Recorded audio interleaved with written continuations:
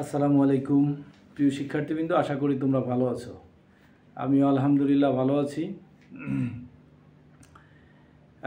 আজ আমি একাদশ শ্রেণীর হিসাব বিজ্ঞান প্রথম পত্র বিষয়ের লেনদেন লিপিবদ্ধকরণ প্রক্রিয়া অধ্যায় থেকে রাজশাহী বোর্ড 2024 সালে যে প্রশ্নটা এসেছে সেই প্রশ্নটা সমাধান করে দেখাবো।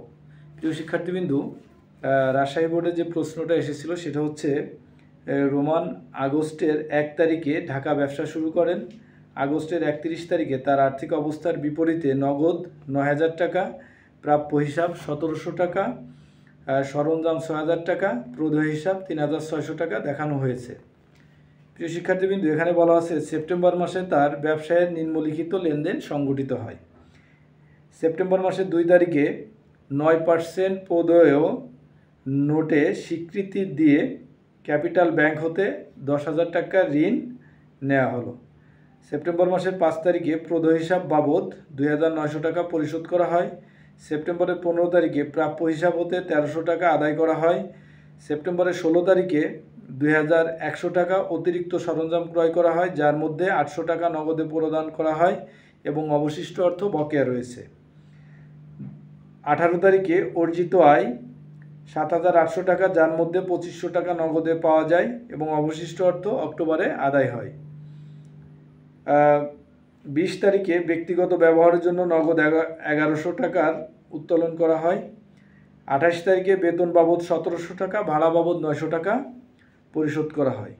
30 তারিখে চলতি মাসের উপযোগ বিল বকেয়া আছে 470 টাকা। আবার 30 তারিখে বলা হচ্ছে প্রদেয় নোটের 1 মাসের সুদ পরিশোধ করা হলো। প্রিয় শিক্ষার্থীবৃন্দ, এই প্রশ্নের আলোকে আমাদের করতে বলা হয়েছে আগস্ট 31, 2023 সালের মালিকানা সত্ত্বের পরিমাণ নির্ণয় করো। তারপরে খতে বলা হচ্ছে আগস্টের 31 তারিখে জে নিয়ে ট্যাবুলার ছকে হিসাব সমীকরণের উপর সেপ্টেম্বর মাস 2, 5, 10 ও 16 তারিখে লেনদেনগুলোর প্রভাব দেখাও। আর গতে বলা হচ্ছে নিট আয় নির্ণয়পূর্বক 30 সেপ্টেম্বর 2023 তারিখে মালিকানা সত্ত্ব বিবরণী প্রস্তুত করো।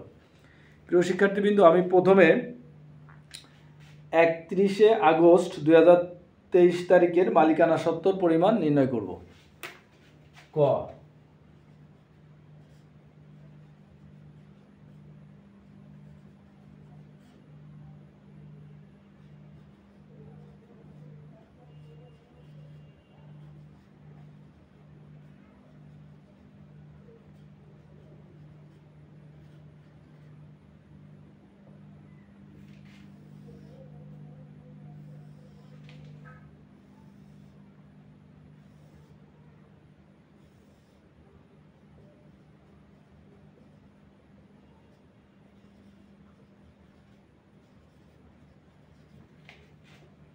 শিক্ষার্থীবৃন্দু, আমি প্রথমে দেখব আগস্ট মাসে তাদের সম্পদের পরিমাণ কি কি ছিল। আমি যে আগস্ট মাসে যে সম্পদগুলো ছিল সেগুলো আগে লিখব। প্রথমে লিখব নগদ 9,000 টাকা, প্রাপ্য হিসাব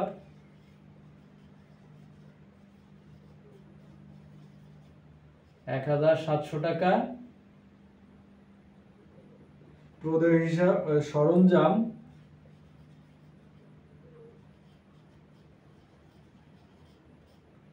6,000 টাকা।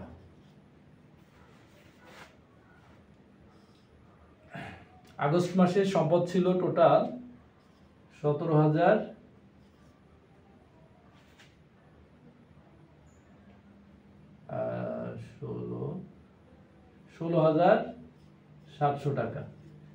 প্রিয় শিক্ষার্থীবৃন্দ, আমরা জানি ব্যবসার শুরুতে যে সম্পদ থাকে সেই সম্পদের থেকে যদি কোনো দায় থাকে, দায় বিয়োগ করার পরে যেটা পাওয়া যায় সেটাকে বলা হয় মালিকানা সত্ত্ব। এখানে আমরা সম্পদ পেয়েছি নগদান 9,000 টাকা, প্রাপ্য হিসাব 1,700 টাকা, সরঞ্জাম 6,000 টাকা, মোট সম্পদ হচ্ছে 16,700। এখন ওই মাসে তাদের একটা দায় ছিল হচ্ছে প্রদেয় হিসাব। প্রদেয় হিসাবের পরিমাণ ছিল 3,600 টাকা। 16,700 থেকে 3,600 টাকা বিয়োগ করার পরে আমরা পেয়ে যাচ্ছি 13,100 টাকা, অর্থাৎ উক্ত মাসে তার মালিকানা সত্ত্ব ছিল 13,100 টাকা।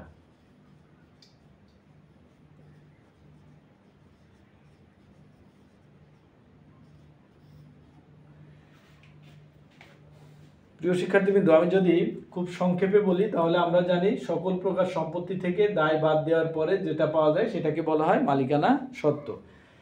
তাহলে আমরা মালিকানা সত্ত্ব নির্ণয় শেষ করেছি, এখন আমরা নির্ণয় করব হিসাব সমীকরণ।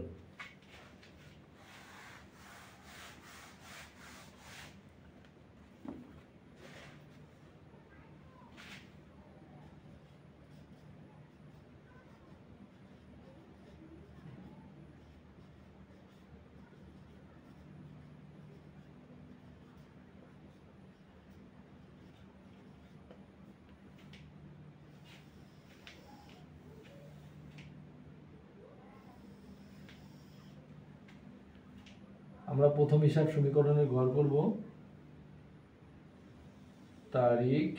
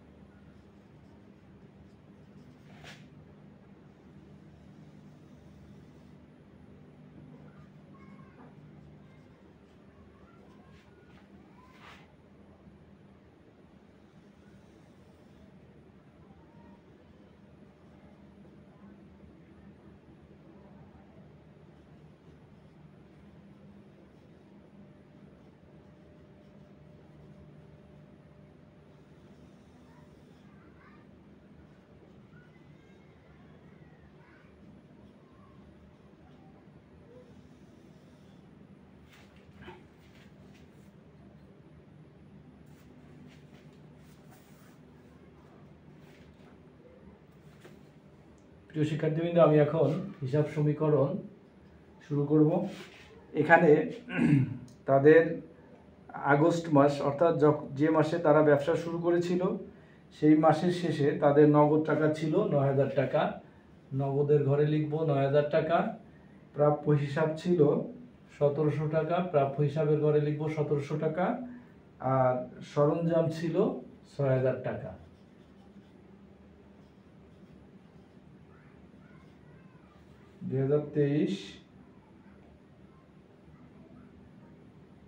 আগস্টের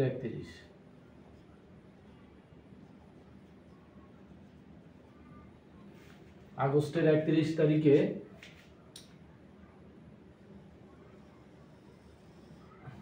প্রদেয় হিসাব ছিল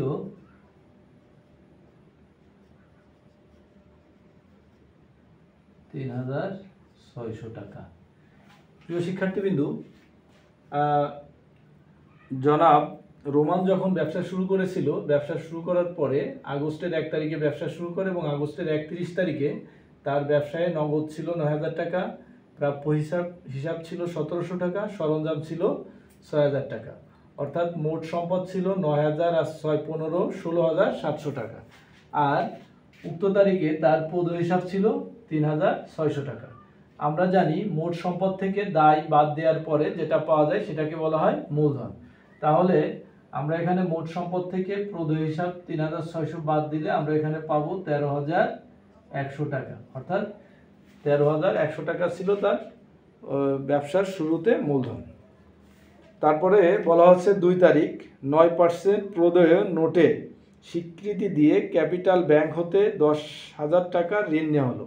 তো শিক্ষার্থীবৃন্দু, একটা প্রদেয় নোটের মাধ্যমে ব্যাংক থেকে ঋণ গ্রহণ করা হলো। আমরা যদি জাবেদা করি, জাবেদা হবে নগদান হিসাব ডেবিট আর প্রদেয় নোট হিসাব ক্রেডিট, অর্থাৎ এখানে আমাদের একটা সম্পদ বৃদ্ধি পাচ্ছে, পাশাপাশি আর একটা দায় বৃদ্ধি পাচ্ছে। তাহলে আমরা এখানে লিখব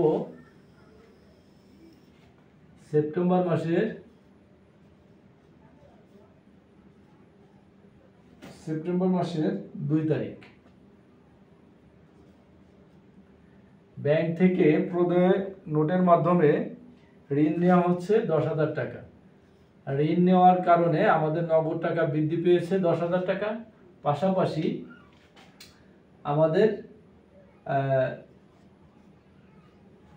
আমাদের একটা দায় বৃদ্ধি পেয়েছে, সেটা হচ্ছে 9% প্রদেয় নোট।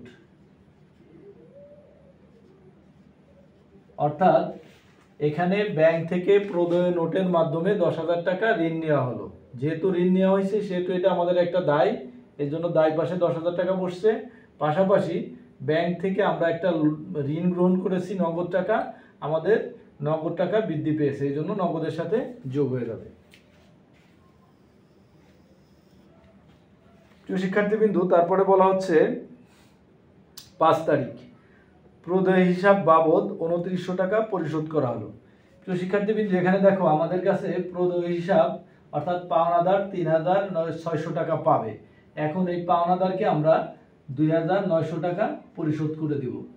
যেহেতু পাওনাদারকে আমরা পরিশোধ করে দিব, পাওনাদার থেকে আমরা 2,900 বিয়োগ করে দিব।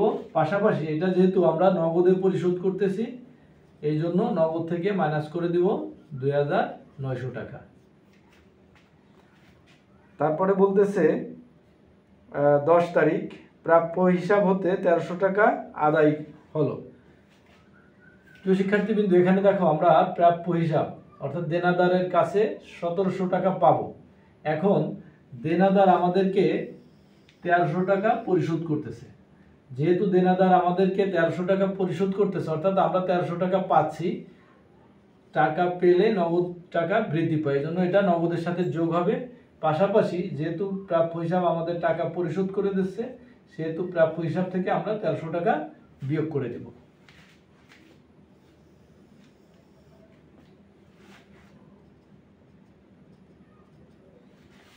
তারপরে বলা হচ্ছে 16 তারিখ 2,100 টাকা অতিরিক্ত সরঞ্জাম ক্রয় করা হয়, যার মধ্যে 800 টাকা নগদ প্রদান করা হয় এবং অবশিষ্ট অর্থ বকেয়া রয়েছে। প্রিয় শিক্ষার্থীবৃন্দ, এখানে দেখো আমরা 2,100 টাকা মূল্যের সরঞ্জাম ক্রয় করতেছি। সরঞ্জাম ক্রয় করার কারণে সরঞ্জাম আমাদের বৃদ্ধি পাচ্ছে, এই জন্য সরঞ্জামের সাথে আমরা 2,100 টাকা যোগ করব। এখন এই সরঞ্জাম ক্রয় করার জন্য আমরা নগদে পরিশোধ করতেছি 800 টাকা, তাহলে নগদ থেকে মাইনাস হবে 800 টাকা। এখন আমরা সরঞ্জাম ক্রয় করেছি 2,100 টাকা দিয়ে, নগদে পরিশোধ করেছি 800 টাকা। তাহলে এখন আমাদের বকে আছে কত টাকা? বকে আছে 1300 টাকা। 1300 টাকা যেহেতু বকে আছে, সেহেতু পাওনাদার আমাদের কাছে 1300 টাকা পাবে, এই জন্য প্রদেয় হিসাব অর্থাৎ পাওনাদারের সাথে 1300 টাকা যোগ হবে। প্রিয় শিক্ষার্থীবৃন্দ, আমি আবারও বলতেছি, আমরা 2100 টাকা দামের একটা সরঞ্জাম ক্রয় করেছি। এই 2100 টাকার সরঞ্জাম ক্রয় করছি, এই জন্য সরঞ্জামের সাথে 2100 টাকা যোগ হবে। এই 2100 টাকার সরঞ্জাম ক্রয় করার জন্য নগদে পরিশোধ করেছি 800 টাকা, নগদ থেকে মাইনাস হবে 800 টাকা। এখন 2100 থেকে 800 টাকা মাইনাস করলে এখনও বকে আছে 1300 টাকা, অর্থাৎ দোকানদার আমাদের কাছে এখনও 1300 টাকা পাবে। অর্থাৎ দোকানদার হচ্ছে কি প্রদেয় হিসাব, এই জন্য প্রদেয় হিসাবের সাথে 1300 টাকা যোগ করা হয়েছে। প্রিয় শিক্ষার্থীবৃন্দু, আমি আশা করি তোমরা হিসাব সমীকরণটা বুঝতে পেরেছো। এখন আমরা জাস্ট যোগ বিয়োগ করে এখানে বসাই দিব। এখানে থাকবে 400 টাকা, এখানে থাকবে 8,100 টাকা, এখানে থাকবে 10,000 টাকা, এখানে থাকবে হচ্ছে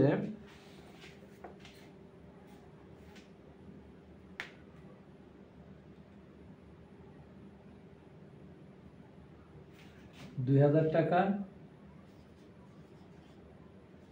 আর এখানে থাকবে 13,100 টাকা। আর এখানে তাহলে আমরা যদি যোগ করি টোটাল কি হবে?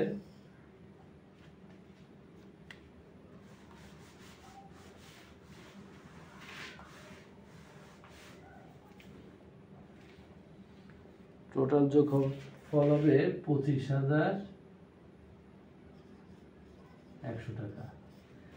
আর এখানে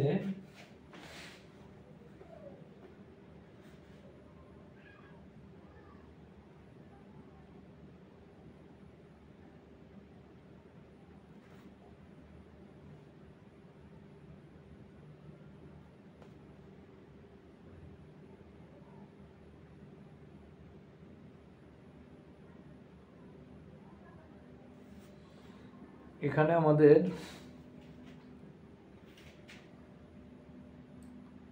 16,600 টাকা, টোটাল যোগ করলে হবে 25,100 টাকা। তো শিক্ষার্থীবৃন্দু, এখানে দেখো হিসাব সমীকরণ মানে হচ্ছে সম্পদ সমান সমান দায় ও মালিকানা সত্ত্ব, অর্থাৎ সম্পদ এবং দায় ও মালিকানা সত্ত্বর পরিমাণ সমান হবে। তো এখানে আমাদের উভয় সাইড মিলে গিয়েছে, আশা করি তোমরা বুঝতে পেরেছো। এরপরে আমরা প্রশ্ন সমাধান গতে চলে যাব। নিট আয় নির্ণয়পূর্বক 30 সেপ্টেম্বর 2023 সালের মালিকানা সত্ত্ব বিবরণী প্রস্তুত করো। তাহলে আমরা প্রথমে আয় বিবরণী তৈরি করব। আয় বিবরণী তৈরি করে উক্ত বছর শেষে মালিকানা সত্ত্বর পরিমাণ নির্ণয় করব।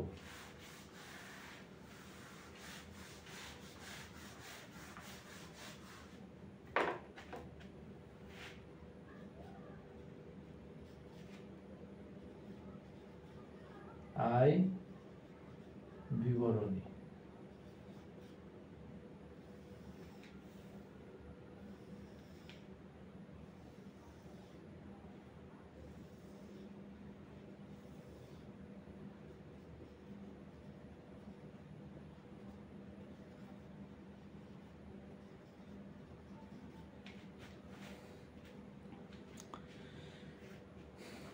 প্রিয় শিক্ষার্থীবৃন্দু, আয় বিবরণী মানে আমরা জানি সকল প্রকার আয় থেকে ব্যয় বাদ দেওয়ার পরে যে ফলাফলটা পাওয়া যায় সেটাকে বলা হচ্ছে নিট লাভ। তো প্রথমে আমরা আয় সমূহ লিখব।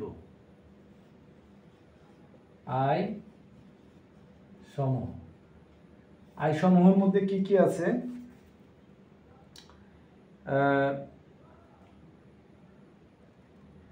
18 তারিখে বলা হচ্ছে অর্জিত আয় 7,800 টাকা। তাহলে প্রথমে আমরা লিখব অর্জিত আয়।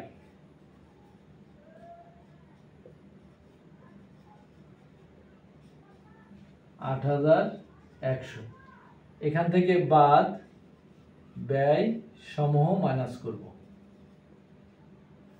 ব্যয় সমূহ কি কি আছে?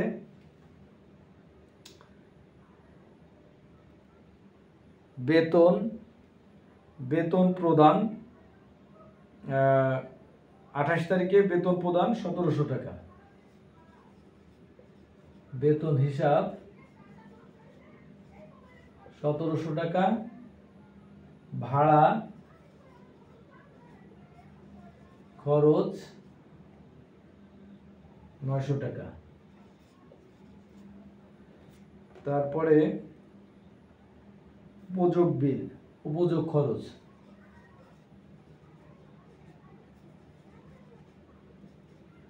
খরচ আছে 470 টাকা।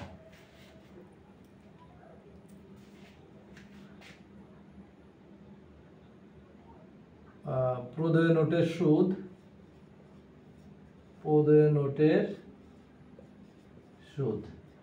প্রিয় শিক্ষার্থীবৃন্দ, এখানে দেখো প্রদেয় নোট ছিল 10,000 টাকা। 10,000 টাকার উপরে সুদ হবে 9% সুদ হবে।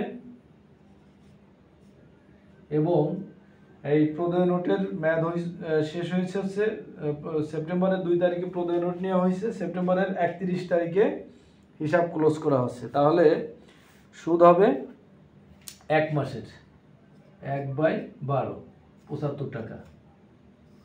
তাহলে মোট ব্যয়ের পরিমাণ হচ্ছে 3,145 টাকা। আমরা এখন মোট আয় থেকে মোট ব্যয় মাইনাস করব। মোট আয় থেকে মোট ব্যয় মাইনাস করলে পাওয়া যাবে 4,655 টাকা। প্রিয় শিক্ষার্থীবৃন্দ, আমি আশা করি তোমরা আয় বিবরণী বুঝতে পেরেছো। আয় বিবরণী হচ্ছে মোট আয় থেকে, অর্থাৎ যে আয়গুলো সম্পন্ন হয়েছে সেই আয়গুলো থেকে ব্যয়গুলো যা আছে এখানে, অর্থাৎ আয় থেকে ব্যয় মাইনাস করার পরে আমরা যেটা পাবো সেটাকে বলা হয়েছে নিট মুনাফা। এখানে আমরা লিখব নিট মুনাফা। এখন এই নিট মুনাফা নিয়ে আমাদের বলা হচ্ছে যে মালিকানা সত্ত্ব বিবরণী প্রস্তুত করো। এখন আমরা মালিকানা সত্ত্ব বিবরণী প্রস্তুত করব।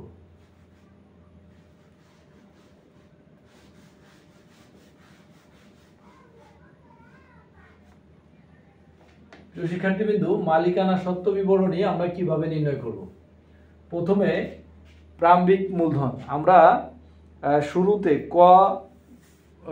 এই প্রশ্নের প্রথমে আমরা 31শে আগস্ট 2023 তারিখে মালিকানা সত্ত্ব নির্ণয় করেছিলাম, অর্থাৎ এর অংশে যে মালিকানা সত্ত্ব নির্ণয় করেছি সেটাকে বলা হয় প্রারম্ভিক মালিকানা সত্ত্ব। এই প্রারম্ভিক মালিকানা সত্ত্বর সাথে চলতি বছরের নিট লাভ যোগ হবে এবং উত্তোলন থাকলে বিয়োগ করতে হবে। তাহলে আমরা এখানে প্রথমে লিখব প্রারম্ভিক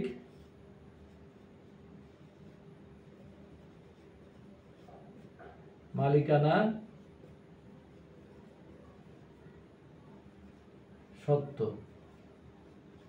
প্রারম্ভিক মালিকানা সত্ত্ব ছিল হচ্ছে 13,100 টাকা, যেটা আমরা কতে নির্ণয় করেছিলাম। এটার সাথে যোগ হবে যোগ নিট মুনাফা। প্রিয় শিক্ষার্থীবৃন্দু, এখানে দেখো আমরা নিট মুনাফা নির্ণয় করেছি 4,655 টাকা। এটা যোগ করলে কত হবে? 17,655।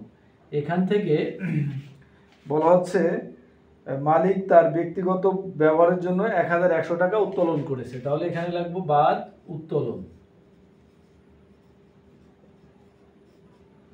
1,100, বিয়োগ করলে পাওয়া যাবে 16,555 টাকা, অর্থাৎ মালিকানা সত্ত্ব। সমাপনী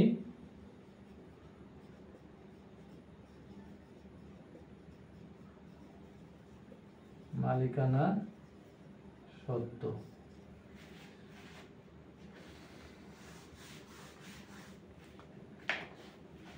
প্রিয় শিক্ষার্থীবৃন্দু, আমি আশা করি তোমরা প্রশ্নটার সমাধান বুঝতে পেরেছো। এরপরেও যদি তোমাদের বুঝতে সমস্যা হয় তোমরা অবশ্যই আমাকে কমেন্ট করবে, আমি তোমাদের সমস্যার সমাধান করে দেওয়ার চেষ্টা করব।